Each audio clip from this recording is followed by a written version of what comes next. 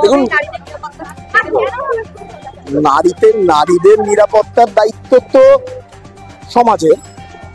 এবার সমাজ বলতে পরিবার যেমন, স্কুল তেমন, কর্মক্ষেত্র তেমন, এবং সবচেয়ে বড় কথা প্রশাসন, এবং এমন একটা বাতাবরণ তৈরি করা যাতে ভয়ের মরিচে না মেয়েকে থাকতে হয়, কোনো মেয়েকেই আর অভয়া না হতে হয়। কিন্তু তারপরেও আমরা দেখেছি আরজিকর কাণ্ডের পরেও একাধিক ঘটনা ঘটেছে, এবং সবগুলোই এখানে মানে সর্বত্রই, সারা দেশে যেমন এখানেও তেমন মেয়েদের নিরাপত্তার উপর একটা প্রশ্ন উঠে যাচ্ছে। কিন্তু এই ক্ষেত্রে আরজিকরেও যেমন আমরা বারবার ভেবেছি, মানে আমাদের ভাবনার অতীত ছিল যে একটি মেডিকেল কলেজের মধ্যে এরকম ঘটনা ঘটতে পারে, তেমনি একটি স্কুলে একটি শিশু, একটি গার্লস স্কুলের শিশু, তার উপর যদি কোনো সামান্য নিগ্রহের অ্যাটেম্প্ট হয়ে থাকে, যদি প্রয়াসও হয়ে থাকে, সেটাও নিন্দনীয়। এবং সেটা কেন হলো তার যেমন তদন্ত হওয়া দরকার,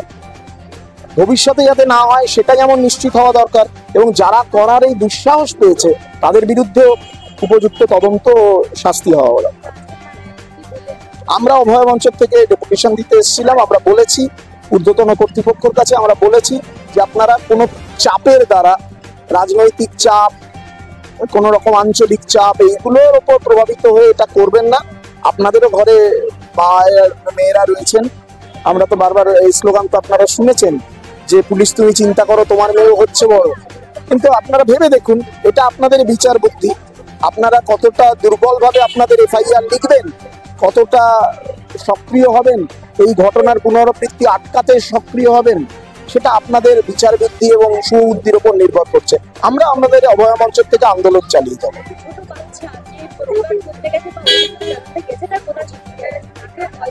তাকেও ভয় দেখানো হয়েছে, এটা লজ্জা। এটা তো চূড়ান্ত অসংবেদনশীল একটি মনোবৃত্তি।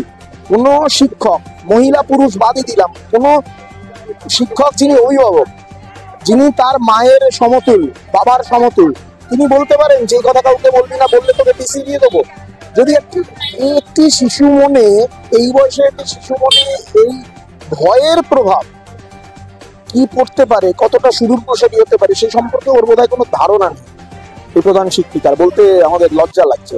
ওর কোনো, আমরা দেখবো যে প্রশাসন কি ব্যবস্থা নেয়। গোটা রাজ্য জুড়ে যে অভয় আন্দোলন গড়ে উঠেছে, মানুষের সচেতনতার দিকে আমরা তাকিয়ে রয়েছি। আমরা চাই যে সমাজ প্রত্যেকটা জায়গায় এইভাবে রুখে দাঁড়াক। এই সমাজের এই যে মেয়েদের ওপর অত্যাচারের এই যে পরিবেশ, এই যে দম বন্ধ করা, এই যে থ্রেটের পরিবেশ, একে অতিক্রম করুক, একে পরাস্ত করুক, আমরা চাই।